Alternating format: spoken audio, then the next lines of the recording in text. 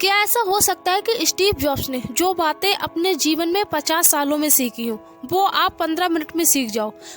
इसका जवाब है यस, ऐसा हो सकता है।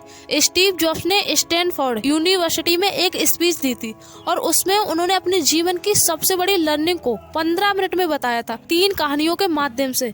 और संदीप सर ने भी इस स्पीच को हाईली रिकमेंड किया है हर एक इंसान के लिए। आप में से कितने लोगों ने स्टीव जॉब्स की स्टैनफोर्ड कमेंसमेंट स्पीच देखी है? स्टीव जॉब्स जो एप्पल के फाउंडर थे, उनकी स्टैनफोर्ड वाली एक स्पीच है 20 मिनट की। अगर आप में से बाकी लोगों ने नहीं देखी है तो आई स्ट्रांगली रिकमेंड यू कि एक बार आप जा करके यूट्यूब पे वो जरूर देखें। तो अपनी उस स्पीच में वैसे तो उन्होंने बहुत सारी बातें कही और सारी ही कमाल की थी। और बहुत लोगों ने ये स्पीच इसलिए नहीं सुनी है क्योंकि ये इंग्लिश में है, इसलिए आज मैं स्टीव जॉब्स की ये स्टैनफोर्ड स्पीच को हिंदी में कन्वर्ट कर रही हूँ, जिसमें शब्द तो सारे स्टीव जॉब्स के होंगे लेकिन आवाज मेरी होगी। तो अगले 15 मिनट के लिए किसी शांत जगह पर बैठ जाइए। धन्यवाद। आज विश्व के सबसे बेहतरीन विश्वविद्यालय में से एक के दीक्षांत समारोह में उपस्थित होने पर मैं स्वयं को सम्मानित महसूस कर रहा हूँ। मैं आपको एक सच बताना चाहता हूँ कि मैं कभी किसी कॉलेज से पास नहीं हुआ और आज पहली बार मैं किसी कॉलेज ग्रेजुएशन समारोह के इतने समीप पहुँचा हूँ। आज मैं आपको अपने जीवन की 3 कहानियाँ सुनाना चाहता हूँ, बहुत अधिक नहीं, केवल 3 कहानियाँ। पहली कहानी डॉट्स कनेक्ट करने के विषय में। रीड कॉलेज में एडमिशन लेने के 6 महीने के अंदर ही मैंने पढ़ाई छोड़ दी, लेकिन मैं उसके 18 महीने बाद तक वहाँ किसी तरह आता जाता रहा। तो प्रश्न ये है कि मैंने कॉलेज क्यों छोड़ा? वास्तव में इसकी शुरुआत मेरे जन्म से पहले की है। मुझे जन्म देने वाली मेरी माँ एक यंग अविवाहित ग्रेजुएट स्टूडेंट थी और वह मुझे किसी और को गोद देना चाहते थे, लेकिन उनकी ये इच्छा थी कि कोई कॉलेज ग्रेजुएट ही मुझे अडॉप्ट करे। इस प्रकार सब कुछ सेट था और मैं एक वकील और उसकी पत्नी के द्वारा अडॉप्ट किए जाने वाला था कि अचानक उन्होंने अपना विचार बदल लिया और निर्णय लिया कि वास्तव में उन्हें एक लड़की चाहिए। इसीलिए तब आधी रात को मेरे माता पिता को, जो तब वेटिंग लिस्ट में थे, उनको कॉल करके बताया गया कि हमारे पास एक बेबी बॉय है, क्या आप उसे गोद लेना चाहेंगे? और उन्होंने तुरंत हाँ कर दी। बाद में मेरी जन्म देने वाली माँ को पता चला कि मेरी माँ कॉलेज से ग्रेजुएट नहीं है और पिता तो हाई स्कूल भी पास नहीं है, इसीलिए उन्होंने अंतिम अडॉप्शन पेपर पर साइन करने से मना कर दिया। लेकिन कुछ महीनों के बाद मेरे होने वाले माता पिता के मुझे कॉलेज भेजने के वचन देने के कारण वह मान गयी। कुछ इस प्रकार मेरी जिंदगी की शुरुआत हुई और 17 वर्ष बाद मैं कॉलेज गया, किंतु गलती से मैंने स्टैनफोर्ड जैसा ही महंगा कॉलेज चुन लिया और मेरे वर्किंग क्लास माता पिता की सारी जमा पूंजी पढ़ाई में खर्च होने लगी। 6 महीने बाद मुझे इस पढ़ाई का कोई महत्व नहीं दिखाई दिया। मुझे कोई आइडिया नहीं था कि मैं अपनी जिंदगी में क्या करना चाहता हूँ और कॉलेज किस प्रकार मुझे इसमें मदद करेगा। यहाँ मैं अपने माता पिता की जीवन भर की जमा पूंजी खर्च करता जा रहा था।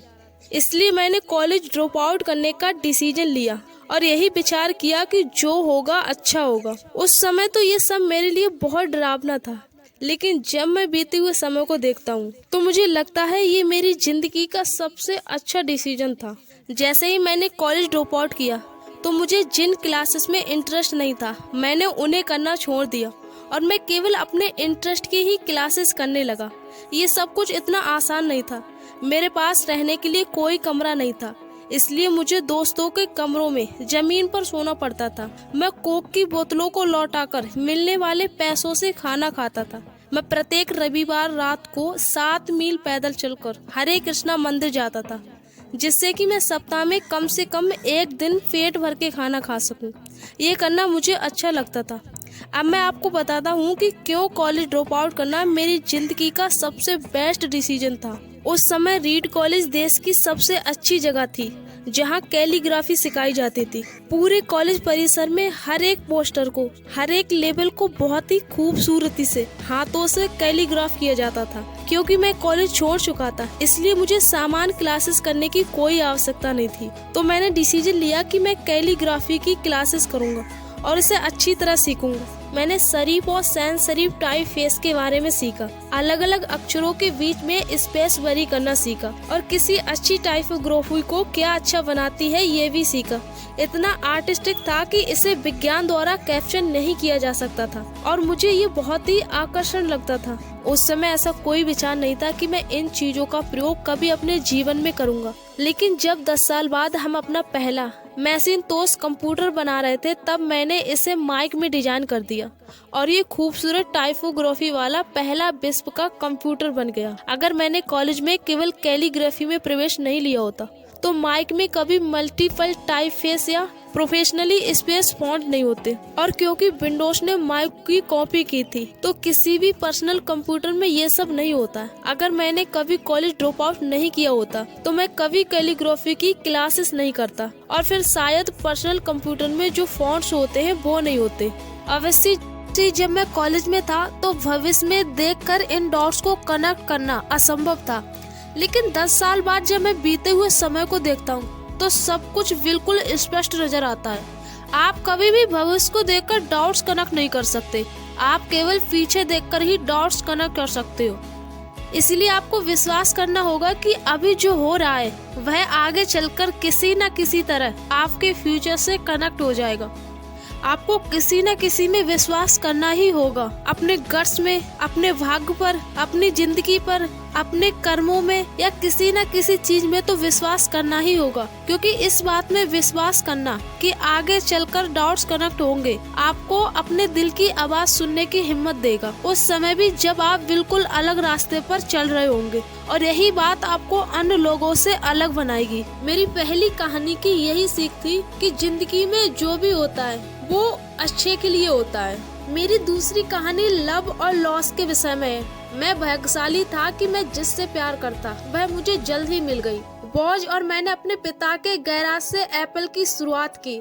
तब मैं 20 वर्ष का था। हमने बहुत मेहनत की और 10 साल में एप्पल 2 लोगों से बढ़कर $2 मिलियन और 4000 लोगों की कंपनी हो गई। हमने 1 साल पहले ही एक बेहतरीन रचना मैकिन्टोश रिलीज की और मैं 30 का हो गया और फिर मुझे अपनी कंपनी से ही निकाल दिया गया। अब आप सोच रहे होंगे कि आपको अपनी बनाई हुई कंपनी से कोई कैसे निकाल सकता है। जैसे जैसे एप्पल ग्रो करने लगी, हमने एक ऐसे बुद्धिमान आदमी को हायर किया जिससे मैंने सोचा कि वो मेरे साथ मिलकर कंपनी को आगे बढ़ाएगा। पहले 1 साल सब कुछ ठीक प्रकार से रहा, लेकिन फिर कंपनी के फ्यूचर विजन को लेकर हम दोनों में विवाद होने लगे।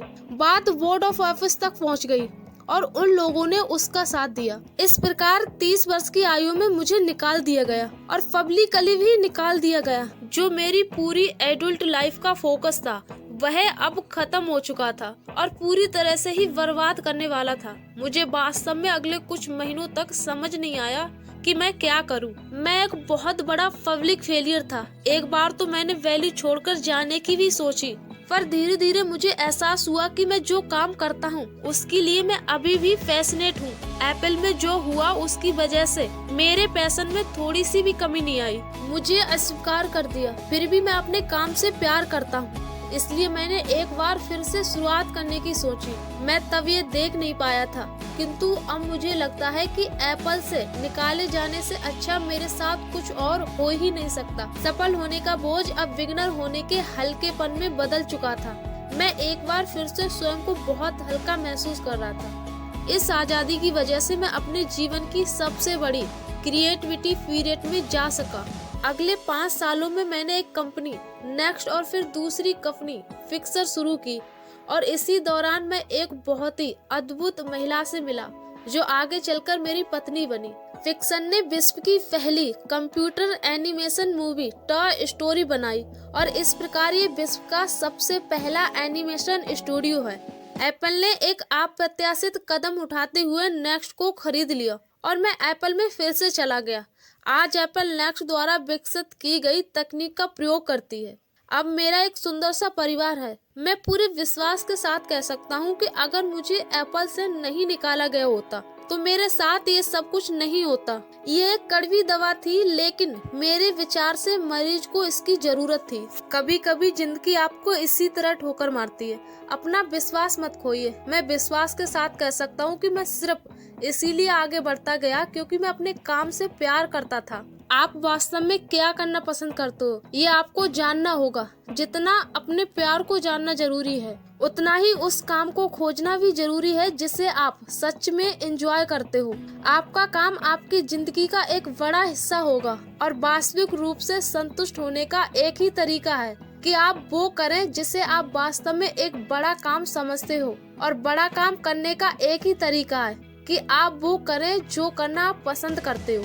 यदि आपको अभी तक वो काम नहीं मिला है तो आप रुकिए मत, उसे खोजते रहिए। जैसे कि दिल से जुड़ी हर एक चीज में होता है, वो आपको मिलेगी जरूर। वो जब आपको मिलेगी तब आपको पता चल जाएगा।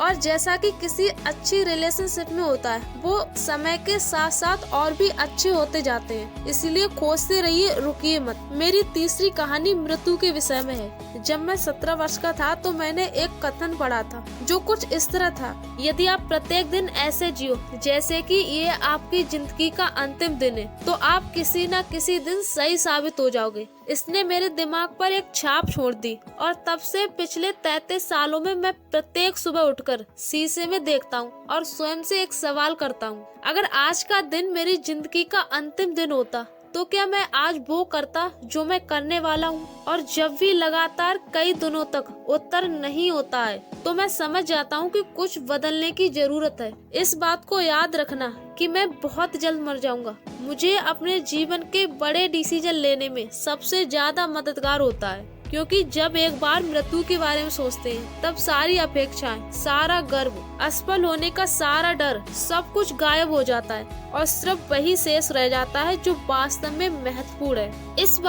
इस बात को याद रखना कि एक दिन मरना है किसी भी चीज को खोने के डर को दूर करने का सबसे अच्छा तरीका है। करीब 1 साल पहले मुझे पता चला कि मुझे कैंसर है। सुबह 7:30 पे मेरा स्कैन हुआ जिसमें साफ दिखाई दे रहा था कि मेरे पैनक्रियास में ट्यूमर है। मुझे तो जानकारी भी नहीं थी कि पैनक्रियास क्या होता है। डॉक्टर ने लगभग पूरे विश्वास के साथ बताया कि मुझे एक ऐसा कैंसर है जिसका उपचार संभव नहीं है और अब मेरा जीवन केवल 3 से 6 महीने का ही है। डॉक्टर ने मुझे सलाह दी कि मैं घर जाऊं और अपनी सभी चीजों को व्यवस्थित कर लूं, जिसका डॉक्टर की भाषा में मतलब था कि अब मैं मरने की तैयारी कर लूं। इसका अर्थ है कि आप कोशिश करिए कि आप अपने बच्चों से वो सारी बात अगले 10 सालों में करने वाले थे वो कुछ ही महीनों में कर लीजिए। मैंने इस डायग्नोसिस के साथ पूरा दिन बिता दिया और शाम को मेरी बायोप्सी हुई, जहां मेरे गले के रास्ते पेट से होते हुए मेरी आंत में से एक एंडोस्कोप डाला गया और एक सुई से ट्यूमर के कुछ सेल्स निकाले गए। मैं तो बेहोश था, लेकिन मेरी पत्नी जो वहां उपस्थित थी उसने बताया कि जब डॉक्टर ने माइक्रोस्कोप से मेरे सेल्स देखे, क्योंकि सेल्स देखकर डॉक्टर समझ गया कि मुझे एक बहुत ही दुर्बल प्रकार का पैनक्रिएटिक कैंसर है जो कि सर्जरी से ठीक हो सकता है। मेरी सर्जरी हुई और सौभाग्य से अब मैं ठीक हूँ। मृत्यु के इतने पास मैं इससे पहले कभी नहीं पहुँचा और उम्मीद करता हूँ कि अगले कुछ दशकों तक पहुँचूं भी नहीं। ये सब देखने के बाद मैं और भी विश्वास के साथ कह सकता हूँ कि मृत्यु एक उपयोगी लेकिन विशुद्ध रूप से वैदिक संकल्पना है। कोई भी मरना नहीं चाहता है, यहाँ तक कि जो लोग स्वर्ग जाना चाहते हैं वो भी वहाँ जाने के लिए मरना नहीं चाहते हैं। फिर भी मृत्यु वह स्थान है जिसे हम सभी शेयर करते हैं। आज तक इससे कोई बचा नहीं और ऐसा ही होना चाहिए, क्योंकि मृत्यु ही एकमात्र इस जीवन का सबसे बड़ा आविष्कार है। ये जिंदगी को बदलती है, पुराने को समाप्त कर नए का रास्ता खोलती है और इस समय नए आप हैं। आप ज्यादा नहीं, कुछ ही दिनों में आप भी पुराने हो जाएंगे और रास्ते से साफ हो जाएंगे। इतना नाटकीय होने के लिए मैं माफी चाहता हूँ, लेकिन ये सत्य है। आपका समय सीमित है, इसलिए इसे किसी और की जिंदगी जीकर व्यर्थ मत कीजिए।